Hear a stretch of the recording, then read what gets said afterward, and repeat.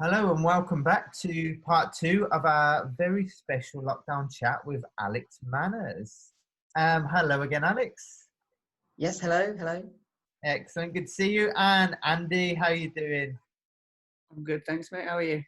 Very well, very well. Thank you for joining us again. Um, for those watching at home, if you haven't caught it, we did part one a little while ago that was posted, and it was Alex talking about his life with Asperger's, the different things that he does, writing a book. You were saying you've done talks for companies like Coca-Cola. Was it Zurich Insurance you've done as well? A talk for? Yes, that's right. There's some massive companies. I don't think we hit upon it, but you've also been on TV, haven't you? Yes, I've been on a show called The Undateables on Channel 4. Is that fun? Yeah, it was a really fun experience actually. And it was weird because I didn't even apply for the show. One of the producers basically found me online, an article I'd written, and basically just got in contact with me. So yeah, it was a cool experience. Incredible. Actually, one little tidbit that I did see on your website, you in the future you'd like to be a children's TV presenter. Is that correct as well? That's right, yes. So I used to do, I think I did it for about 2 years, but I presented my own children's radio show on a local station. So children's TV has always been a big thing for me. That's really cool. Really cool. That's cool. Yeah, so everyone watching at home, Alex has got some incredible stories, and he's done so much to raise awareness about Asperger's and these different aspects of his life. So listen back to part one. That will be on our social media, and it's a fascinating chat. But we're doing part two because Alex is also a massive fan of a subject close to mine and Andy's heart. You're a bit of a football nut, is that correct? Yeah, that's 100% correct. Football is like my whole life. Love that. Absolutely. We've got a little bit of a connection, me and you, Alex. What football clubs do you support? So I'm a bit different to most fans because I support 4 teams. I support Birmingham, Swansea, Burton, and Solihull Moors. Incredible. So Why Swansea and Burton? Where's that links? Well, my granddad, who I live with, is from Swansea, so he grew up in Swansea, so he supports them.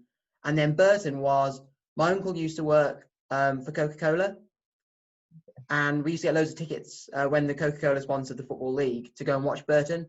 And they were a really friendly club, and we got friendly with a few people there, and sort of have been going back ever since, really. Wow, that's awesome. You're right. It does strike me as one of those clubs that it's going in the right direction. But like the size of the club to get up to the championship and do what they have done, they're just punching above the weight, and there's a reason for that.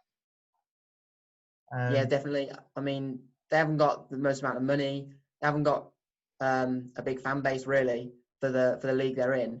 So they're doing brilliantly, and they've always, another thing I've noticed about them is they've always been really inclusive for people with like autism and things. You see quite a lot of people with autism when you go to the matches. So yeah, they're just a really friendly club.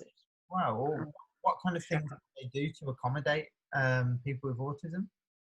Well, they've got they have a sensory room. So when one of the boxes, hospitality boxes, when they don't sell one for a particular game, they'll use it as a sensory room. So they do that, but yeah, they're just, and everyone at the ground, like I said before, is really, really friendly as well. That's really nice. I mean, to be honest, you can see it maybe reflected in Nigel Clough recently. What do you call it? He left as manager, didn't he? Yeah. I think that was purely to save the club some money and help them out. Yeah, I'm not too sure. I mean, I've spoken to people who work at the club, and they said what a really nice person he was. So it's a shame for him to go, but like you say, if he's done it to help the club save money, then ultimately that's a really good thing for him to do. Isn't it? And you can see maybe if the club is run that way, it kind of mirrors how he felt about them and why he wanted to help them out. Of course.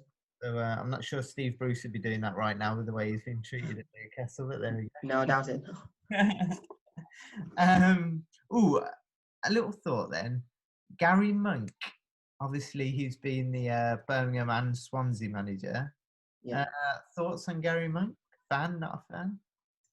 I really like him, to be honest, because before he was manager of like Birmingham and Swansea, he was a player at Swansea for years. So he's always been sort of one of my favourite players, managers. And I was lucky enough when he was at Birmingham to meet him, and he was actually a really nice person as well. I don't think he should have been, personally, I don't think he should have been, Swansea shouldn't have got rid of him because he did a really good job with them when he was manager there. So it's a weird one for me. And even at Birmingham, I thought he did a really good job. So I was sad to see him leave, to be honest. I agree with you on that. I thought he was a bit hard done by when he got sacked, and the same with Swansea. I thought he was doing all right. Yeah, I mean, he got us into the top half of the Premier League, and for a club of Swansea size, really, who, you know, at the start of the decade they were just fighting to stay in the Football League. So it's amazing where they had got to. Yeah, the legend Michu. Was that under Gary Monk, Michu? Sorry. Was you remember when they had Michu? Was that under Gary Monk, or was that just? Oh, Michu. Before that, wasn't it? Was it? Sorry. That was quite a lot before, wasn't it? Was that like your Brendan Rodgers sort of time, or your Martinez? No. Michu was. I think it was when we had the manager who used to play for Barcelona. He was Michael Laudrup. He was before Gary Monk. So they got rid of Michael Laudrup, put Gary Monk in charge. And I think one of the two signed Michu anyway, I think. Yeah. Michu, one season wonder. Oh, he was fantastic. Oh, I remember that. Quality celebration. Oh, it's all good. Is none of them compared to your manager though, hey Andy? Chris Wilder's a living legend. He's the man.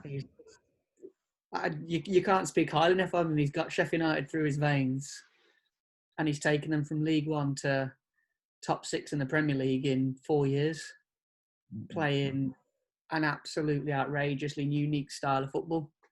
No. And he's a fan. He's a fan sat with the manager's shirt on. He feels every win like every fan does, and he feels every loss like every fan does, and he talks straight like it, but he backs it up with just newfound knowledge of the game, the new direction the game is going in. I think he's something else. We are very fortunate to have him. Yeah, fair play. So let's delve into it then, Alex. First things first, you started a campaign called Autism and Football. Could you? I started that a few years ago to enhance the experience for autistic people on match days. So to try and make their match days a bit more accessible for them, because there are lots of things about football matches that can be challenging for people with autism. You know, the close proximity of the seats, the loud noises, going through the turnstiles, those kind of things. And because I've been to so many matches throughout the years and so many different grounds, I kind of had an idea of, and I've got autism myself, I kind of had an idea of what it was like. And since then, I've worked with a few different clubs to try and make their grounds, tours, things like that, a bit more accessible for fans like myself. Have you had much success with changing things or getting through to the club owners or the people you've dealt with at the clubs? So I've been working with a few clubs. Arsenal invited me down to their ground to show me around their sensory facilities. And then Swansea City invited me on a tour. And basically, I went on the tour to try and help them to make their ground tours more accessible for people with different disabilities. And then I'm currently working with Solihull Moors Football Club because they're designing a new sensory room at the ground. So yeah, I've done work with a few different clubs really, and also written a few articles and been on like ITV News talking about it. So I've done a few things. That's absolutely brilliant. So you've been quite hands-on with actually making those changes then? I think so, and I think it's also about raising awareness for what other clubs can be doing. You know, you don't need to spend loads of money on a big posh sensory room. You know, there are little things that every club can do to help those fans who might struggle to attend matches for whatever reason. Yeah. And that's good that you're kind of highlighting it and then following it up and actually doing something about it instead of going, this isn't really working for me. You're actually making clubs aware and making those changes. Yeah. Absolutely brilliant. One thing you said there, you've been to a couple of football grounds, but it's more than just a couple. Is that right, Alex? That's correct, yes. How many? So last season, I completed doing the 92. So that meant I watched a match at all of the 92 current Football League grounds. That's insane. Did you have to do do you have to do multiple matches on a single day? I have done matches. I have, I think twice. I think I've done 2 matches in one day. But it took me 12 years to do it. So all of the first time visits matches to each ground were on different days. Okay. I'll tell you what. Did last year then you did all 92? Or has this been an accumulation of years that you've done it in? Yeah, so to complete watching a match at all 92 grounds took me 12 years. So from the first ever match I went to, which was a Birmingham home game, up until last year, so 12 years to do them all. Right. So did you start off at the best ground, or did you start off at the worst ground with St Andrews? One of the best, I think. One of my favourites, anyway. Thought you might say that. But I'm probably a bit biased with that one. Yeah. St Andrews is a nice ground. It's all right, isn't it? Except for the main. I've been there a couple of times. Yeah.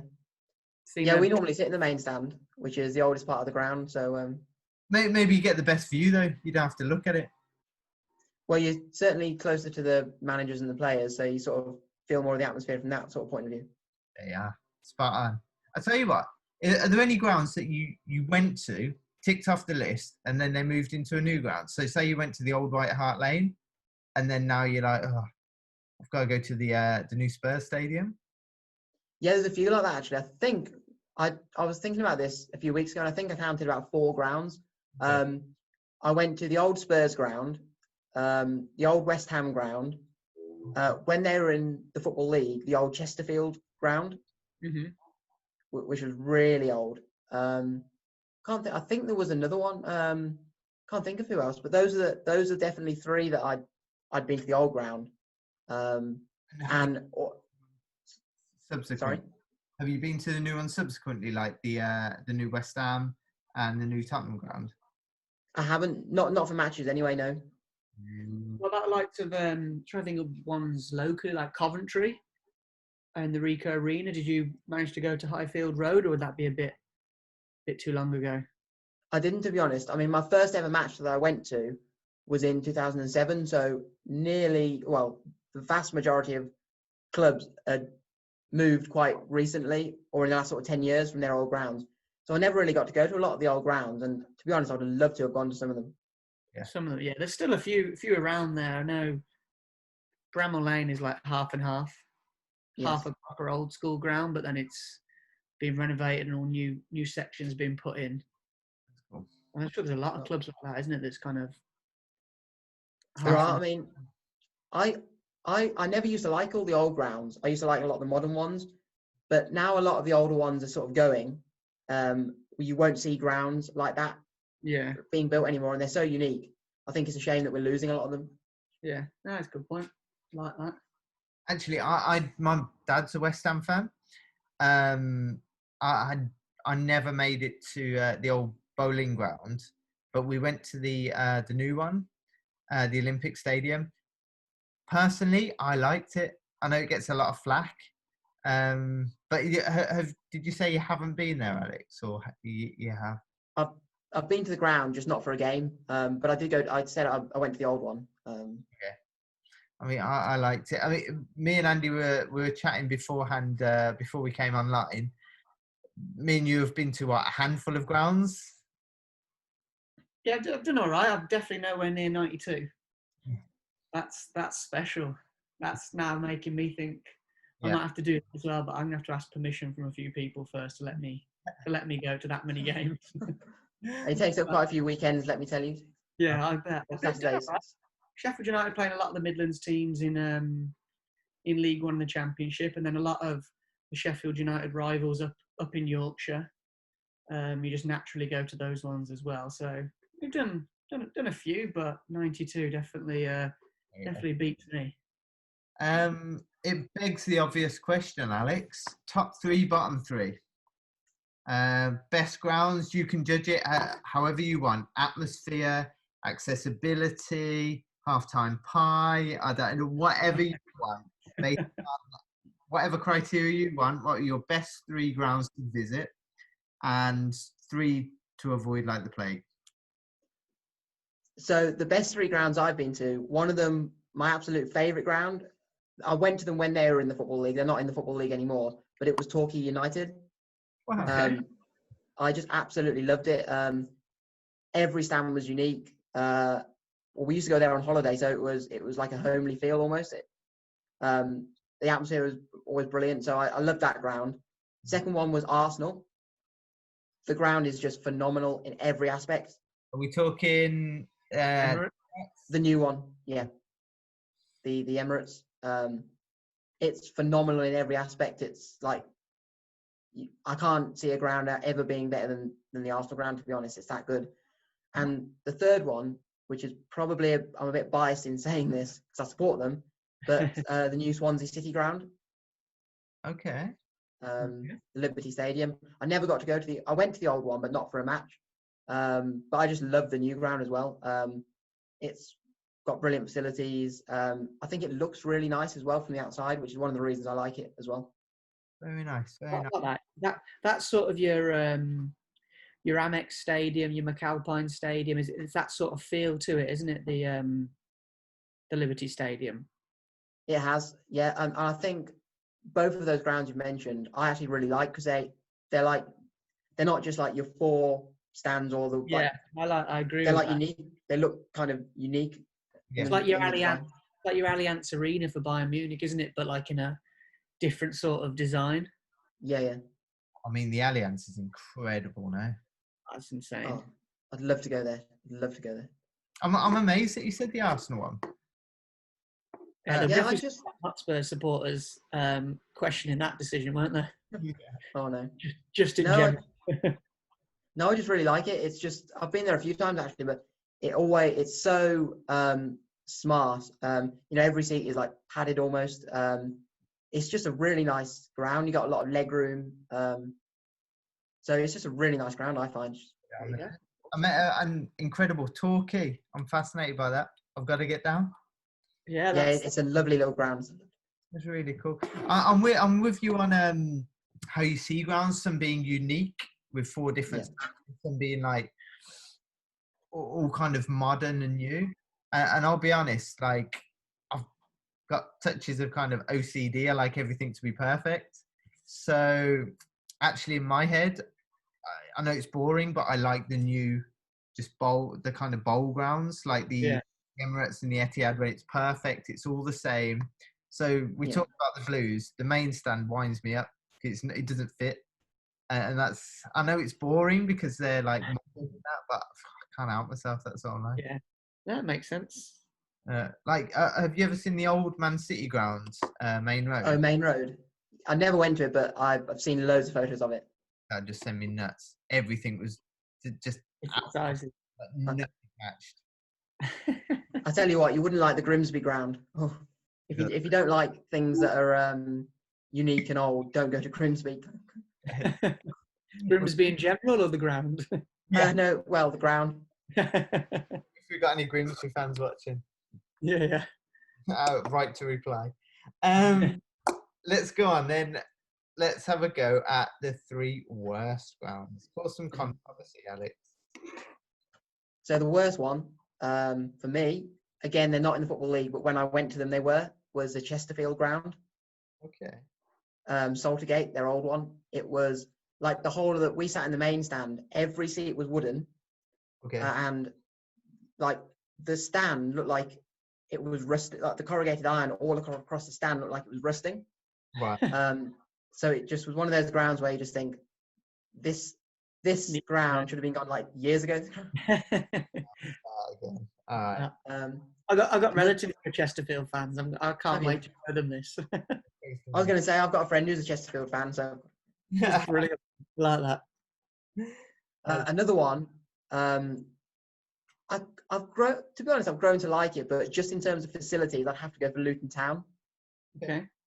It's such a unique ground, but it's like hemmed into like a housing estate, and the main stand is just the weirdest stand. Like the seats are like plastic with no back on them. Some of the ones that we sat on in the main stand, Okay. But then all the rows where the seats have been bolted onto are like wooden. So the stand is like basically still, a lot of it is wooden. Really unusual ground. Wow.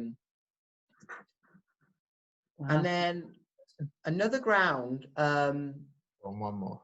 Tatum. Another ground that I didn't think that much of, and although it's a modern ground, was Millwall. Okay. Purely because the food there was rubbish. Yeah. One of the worst I've ever had actually inside a ground. Yeah. It was a nightmare to get there. One of the worst grounds to get to. It's a nice looking ground, I think, but it's just the whole getting there, the food, and also I find the stands are sort of, there's nothing really that unique. It's clean, it's modern. There's nothing really unique about it. But yeah, which is why I didn't really little things can't on a match day experience. Maybe it was tough to get to. You had a dodgy pie or something. It just puts you off sometimes. Me and Alex were actually talking off camera about the Solihull Moors and how within the last 2 or 3 years they've pumped quite a lot of money into their stadium, and they've got obviously a National League side, but they've got a few more stands and seats, and it's getting a little bit smarter. And actually, contrary to what I've just said about smartening up grounds, I don't like it as much. I used to love that homely feel where you could just stand right next to the pitch and there was only a couple of people there, and the car park was just potholes everywhere, and I liked it. So I don't know. Remember the car park? It's funny, really, because since I first used to go there, the Solihull Moors ground has just completely changed. And where you used to, I think the first ever game I went to, there were like 250 fans on a Tuesday evening or something.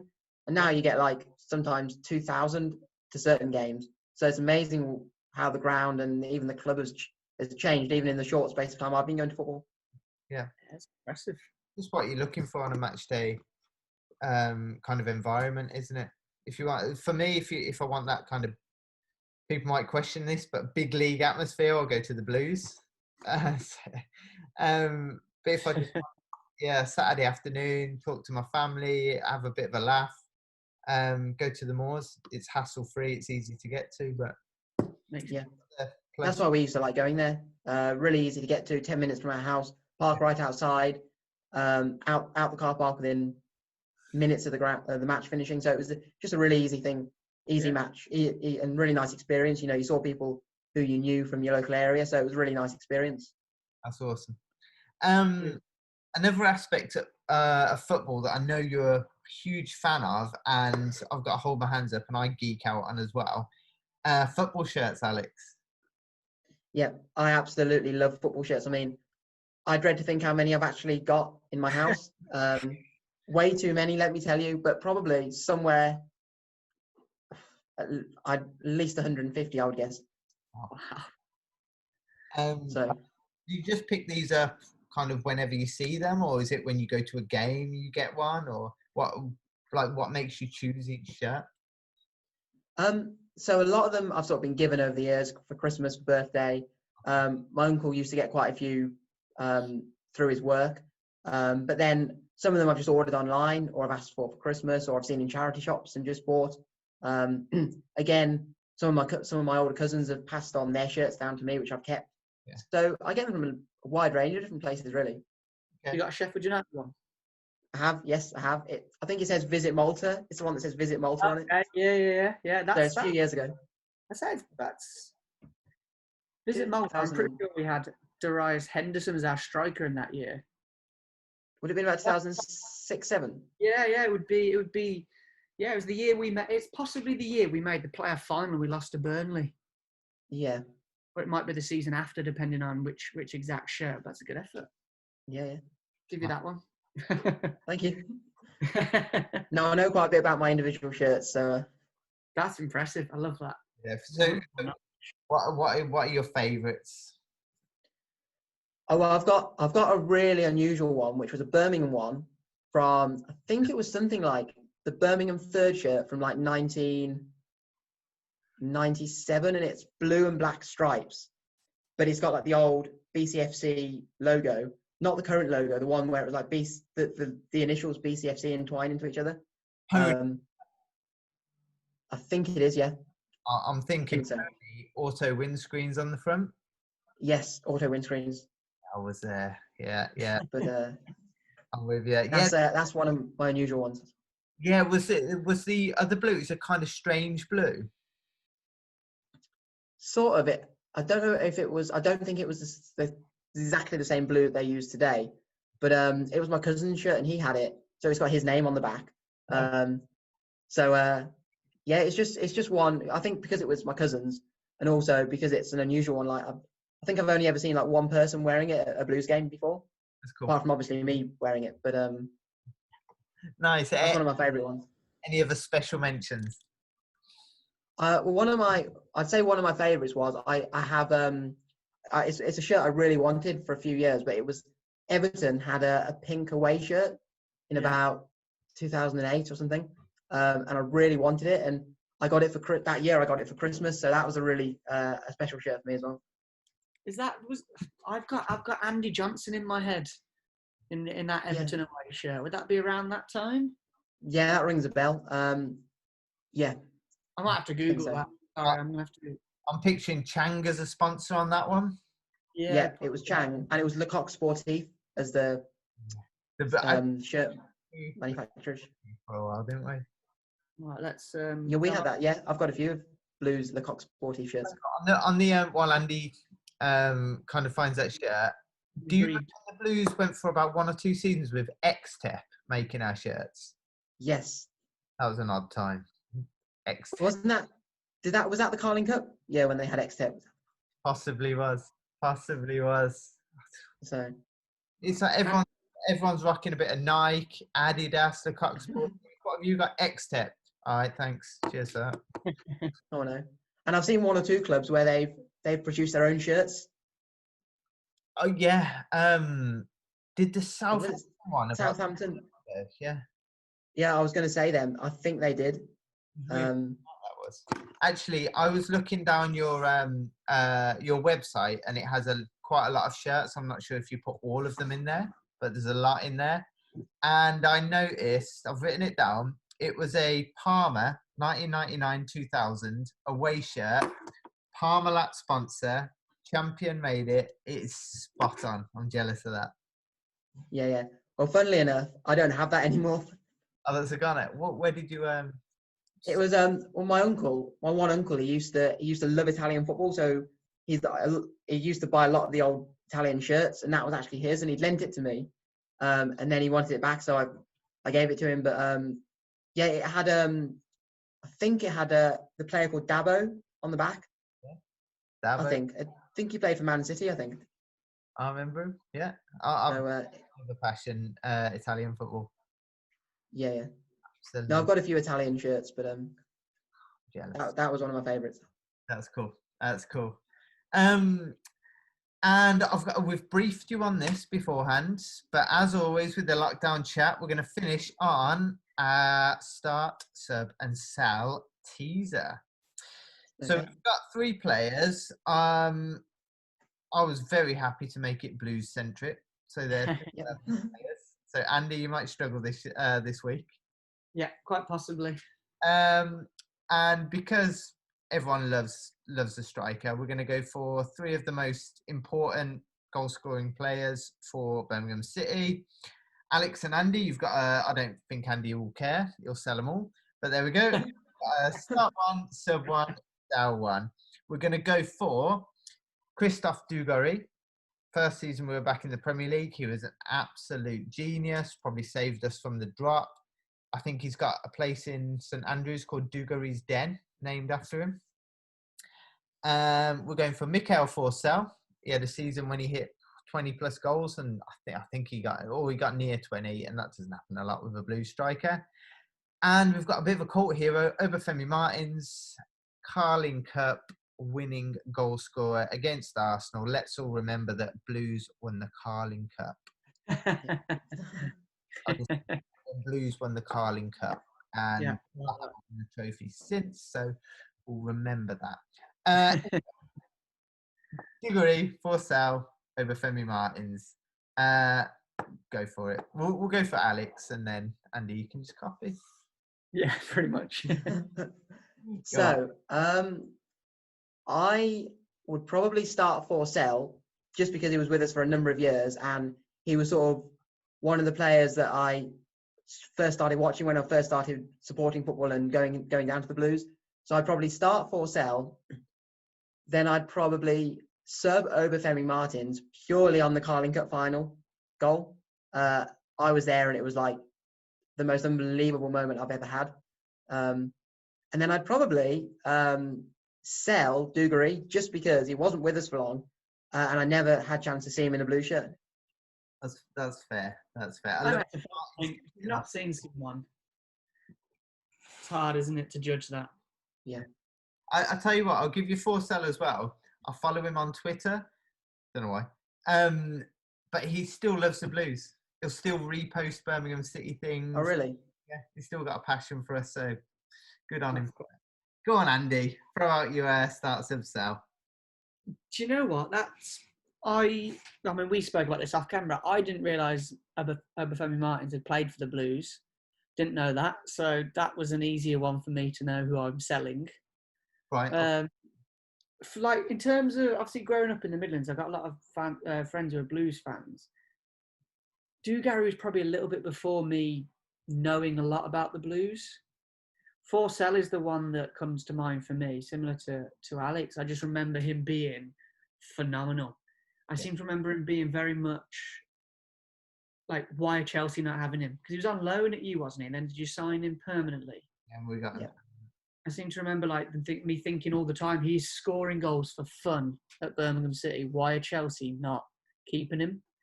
So I think I'd probably, on my own experience and knowledge of watching those three players, I would go Forsell start.